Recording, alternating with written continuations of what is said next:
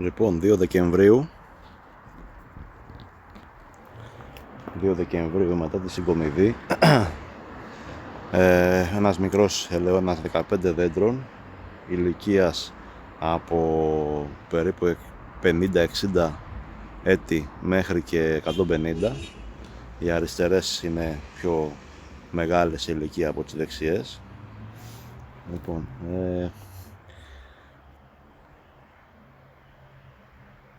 δεν έχει πέσει εδώ μέσα χημικό, έχει πέσει μόνο κοπριά. Και αυτή εδώ η κοπριά, αυτή η κοπριά τυρνάβου, κομποστοποιημένη κοπριά τυρνάβου, αυτό βάζω, αυτό εδώ πέρα. Πέρσι έβαλα περίπου 2 σακιά, δηλαδή 32 λίτρα σε κάθε δέντρο, το οποίο είναι λίγο.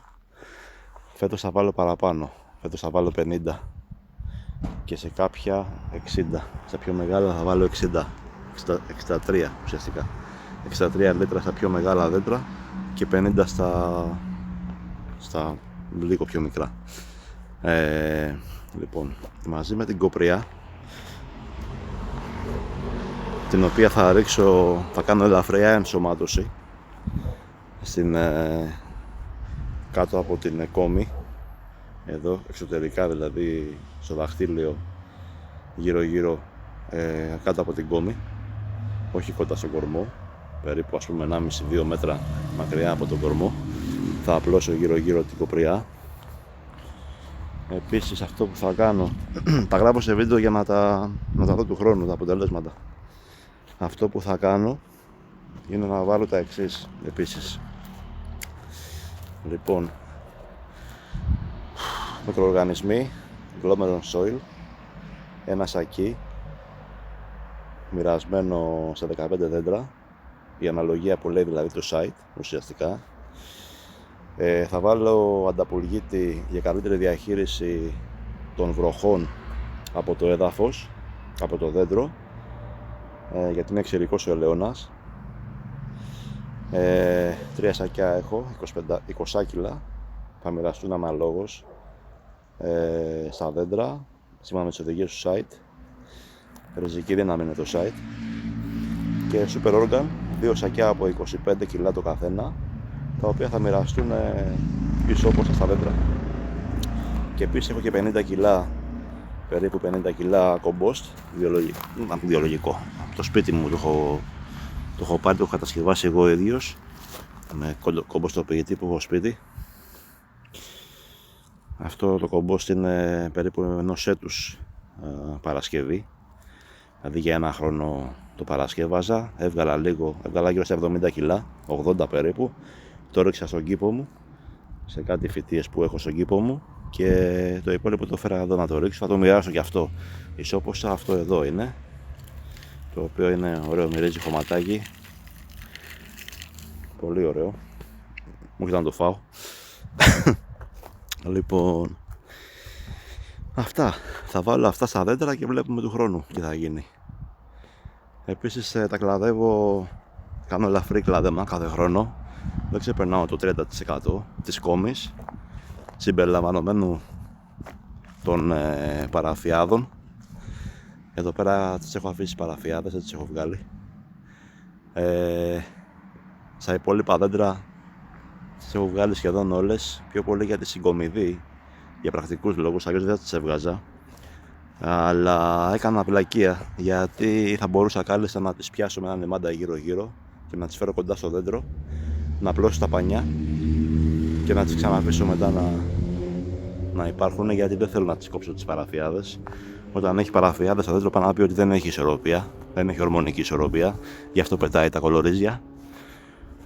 Θέλω να τα αφαιρέσω σιγά σιγά, χρόνο με το χρόνο, μαζί με το κλάδεμα, δηλαδή να φέρω και ορισμένες παραφιάδες, ή να κρατήσω ορισμένες να γίνουν βραχιώνες, να γίνουν κλαδιά, όσα δηλαδή ουσιαστικά ημερεύσουν. Γιατί τα δέντρα αυτά, από ό,τι μου έχουν πει και από ό,τι βλέπω και εγώ, είναι μπολιασμένα από άγρια, και οι παραφιάδες που βγαίνουν στην αρχή είναι πολύ άγριες, είναι δηλαδή το φύλλο τους πολύ μικρό και σκληρό, και μετά όσο να ανεβαίνει σιγά σιγά μαλακώνει.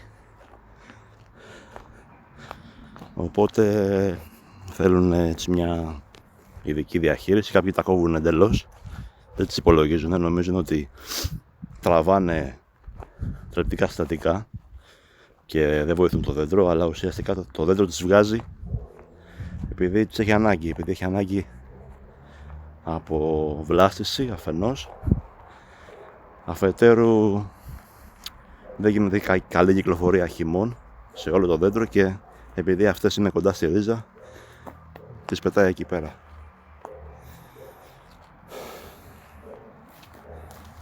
Εδώ ας πούμε,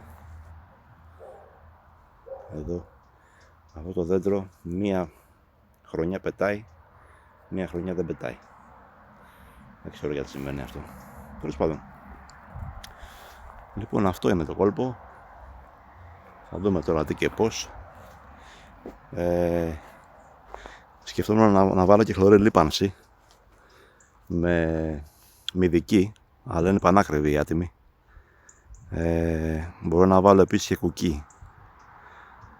κουκί και μπορώ να βάλω και βίκο που είναι πιο φτηνά, αλλά λέω να μην το πειράξω, να το αφήσω το χωράφι ως έχει, γιατί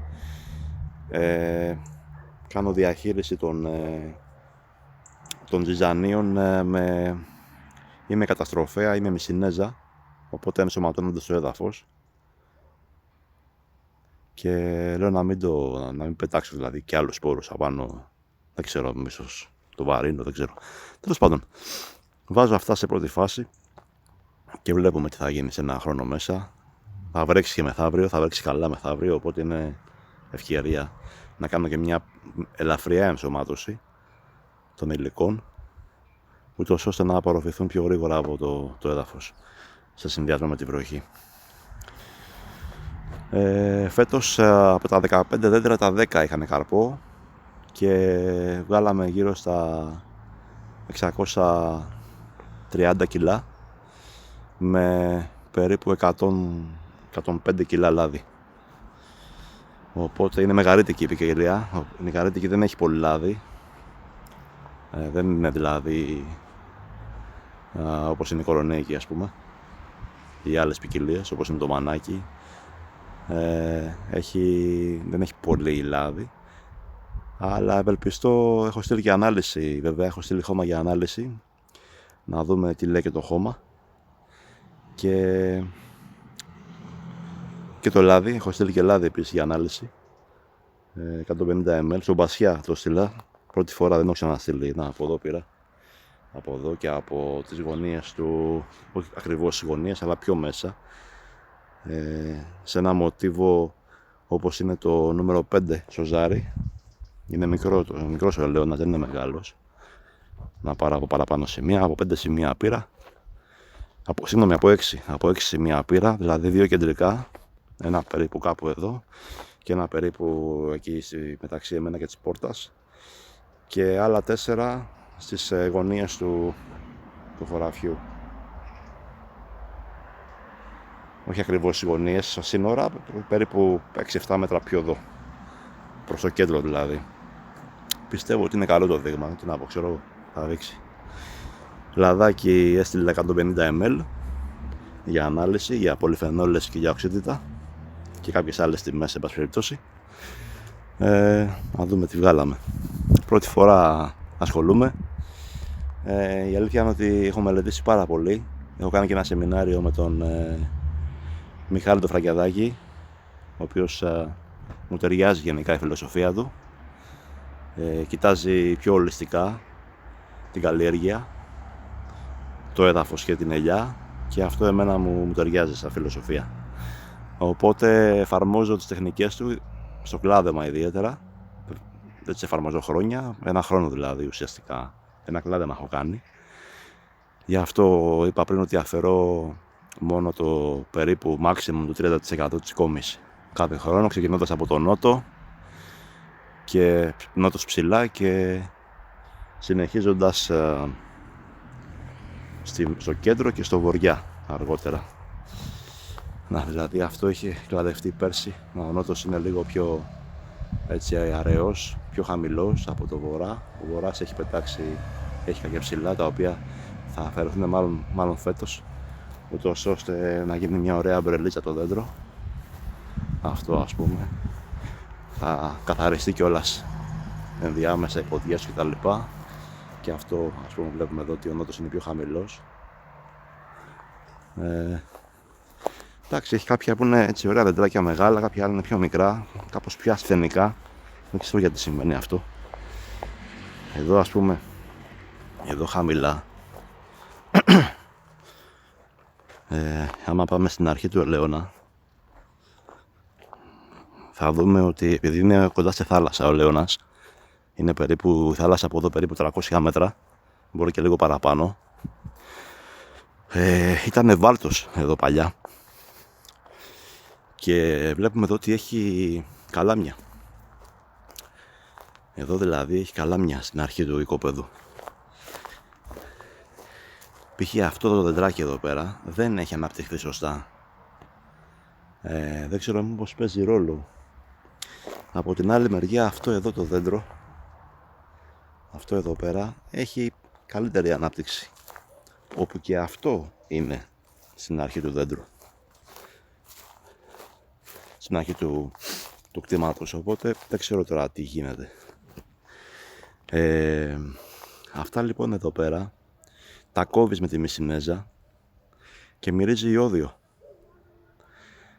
Μιλάμε ότι είναι φοβερό αυτό το πράγμα. Κόβεις με τη μισινέζα και σου έρχεται ιόδιο όπως είναι στη θάλασσα. Οπότε προφανώς έχουν πολύ βαθιές τις ρίζες τους, ή ξέρω εγώ τα συστατικά τους, δεν ξέρω πώς να το πω, και δεν ξέρω μήπως επηρεάζουν την καλλιέργεια εδώ πέρα. Δηλαδή αυτό το δεντράκι εδώ πέρα μήπως έχει επηρεαστεί, πως έχει αλατότητα αρκετή και το pH του είναι διαφορετικό, δεν ξέρω, λέω. Πήρα βέβαια από το δείγμα, το έβαλα μέσα στην ανάλυση και θα δούμε τώρα τι θα βγάλει. Λοιπόν, φαίνω και καταστροφέα μια φορά το χρόνο και το περνάει όλο εκεί την άνοιξη, τον αφαιρνώ. Νομίζω ότι έχω δει και μανιτάρια, ενίοτε βλέπω και μανιτάρια φυτρωμένα σε διάφορα σημεία που από ό,τι ξέρω είναι και καλό δείγμα υγείας εδάφους. Τι να πω, ξέρω εγώ, νομίζω ότι θα εξελιχθεί καλά το κόλπο. Ήταν παρατημένος ο ελαιώνας αυτός για αρκετά χρόνια και σιγά σιγά του είχα κάνει πριν κάποια χρόνια ένα έτσι λίγο αυστηρό κλάδεμα, πιο πολύ για να παίξω, να το πω έτσι, παρά για να κάνω παραγωγή και τέτοια. Του κάνω ένα αυστηρό κλάδεμα και έτσι έκτοτε το ψιλοσυντηρώ. Ναι, και φέτος ξεκίνησα να του βάζω κοπριές και τα λοιπά. Και πέρσι του βάλα κοπριά, αλλά φέτος θα του βάλω παραπάνω κοπριά και θα του βάλω και αυτά τα κόλπα εδώ πέρα, τα ωραία. Έχω δει στα βίντεο ότι κάνουμε δουλίτσα τώρα, τι να πω, ξέρω εγώ. Θα δούμε. Εδώ είμαστε, γι' αυτό τραβάμε βίντεο, για να έχουμε ντοκουμέντα. Λοιπόν, τα λέμε.